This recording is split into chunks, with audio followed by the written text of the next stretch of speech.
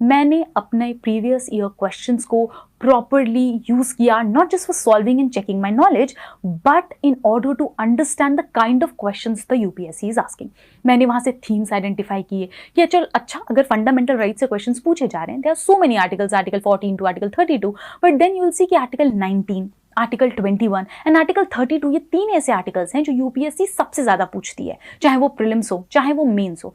तो मैंने ये डिसाइड किया कि बाकी फंडामेंटल राइट्स को तो पढ़ना है, बट इन 3 पे I think I need to give very much focus. इन पे सुप्रीम कोर्ट जजमेंट्स मुझे देखने हैं, इन पर कमिटी रिकमेंडेशन देखनी है, इन पे कोई भी चेंजेस अगर आ रहे हैं, कोई भी करंट में चीजें कवर हो रही हैं, I need to keep a track of that. तो ये जस्ट एक एग्जाम्पल था, मैं बताने के लिए, आपको ये समझाने के लिए बताया कि इस तरीके से मैंने अपने प्रीवियस ईयर क्वेश्चंस को हर सब्जेक्ट के लिए यूज किया to identify the themes, to identify the keywords and to identify the dimensions that had to be covered.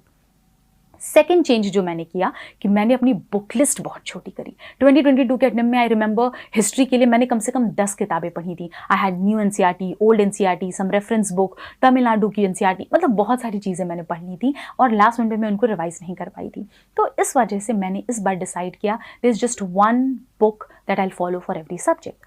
तो let me get started with my resources as well. यहीं पर for history for NCERT, for ancient history, I used Tamil Nadu board की NCERT and themes in Indian history part 1, which is the new NCERT of class 12th. Then for medieval मैंने कोई NCERT refer नहीं करी थी, क्योंकि medieval usually initially नहीं पूछ रहे थे। 2022 के बाद क्वेश्चंस अपीयर करना शुरू हुए थे, तो मैंने आई थिंक 2021 में एक ऑनलाइन यूट्यूब वीडियो से अपना एनसीईआरटी कंप्लीट किया था। आई थिंक अभी मैं सर्च कर रही थी उन मैम की video and I couldn't get them, so I think they are now not there on YouTube any more, but तब 2021 में मैंने लेक्चर्स वहाँ से कंप्लीट किए थे। I did not refer to any book for that. Third comes your modern India, उसके लिए मैंने सिर्फ और सिर्फ स्पेक्ट्रम रेफर की थी। आर्ट एंड कल्चर के लिए I used introduction to fine arts which is an NCERT of class 11th, so this was about history. For geography मैंने 11th और 12th की एनसीईआरटी यूज की थी। There are 4 books in total. इसके अलावा मैंने क्लास नोट्स जो मेरे वाजी राम एंड रवि के थे उनको तो फाउंडेशन की तरह यूज़ किया था थोड़ा बहुत, बिकॉज ज्योग्राफी थोड़ा टेक्निकल सब्जेक्ट है। मनोजा सर के नोट्स थे वो मैंने यूज़ किए। और उसके बाद फॉर मैपिंग मैंने खुद से वर्ल्ड मैपिंग करी है, खुद से इंडियन मैपिंग करी है फ्रॉम यूट्यूब, जो फ्रीली अवेलेबल वीडियोस हैं। आई नो अभी मैं अगर नाम लूँ चैनल्स का वो मोनेटाइज हो जाएंगे।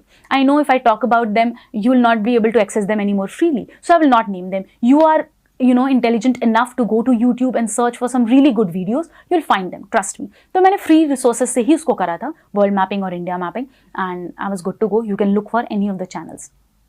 उसके बाद लेट्स टॉक अबाउट इकोनॉमिक्स। ना इकोनॉमिक्स की स्टोरी थोड़ी यूनिक है, because economics has really been really tough for me, क्योंकि you know to understand the basics, क्योंकि अगर आप एक भी चीज़ गलत समझते हो ना, your entire understanding of the Indian economy like starts declining.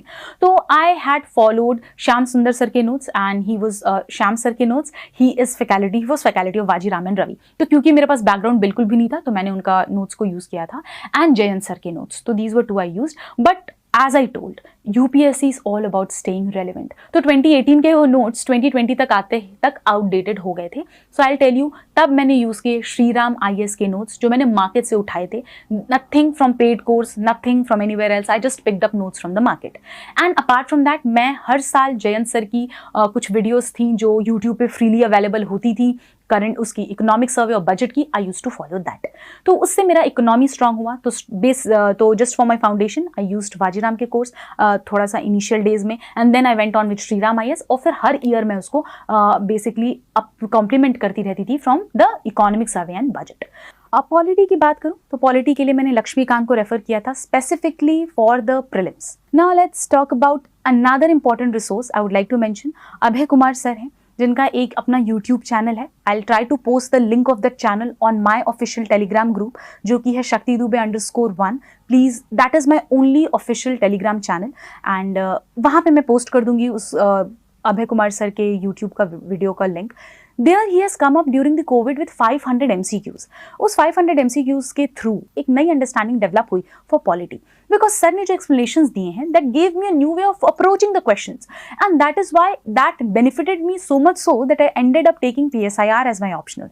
So these were 2 sources of polity that I refer to for my prelims. Because prelims में अगर हम देखें तो पॉलिटी से यूजुअली थीम करंट के होते हैं बट क्वेश्चंस स्टैटिक कंसेप्ट्स पे पूछे जाते हैं. For example, if 2023 was a year जहां पे हमने देखा था कि प्रेसिडेंट इलेक्शंस पे क्वेश्चंस थे, it was because that was there in the news. अगर new CJI is appointed, there will be question in prelims on appointment of the CJI of India. So this is that simple. They'll pick up the theme from current affairs, but they'll ask static questions. So I was good to go with these two sources with a bit of current addition.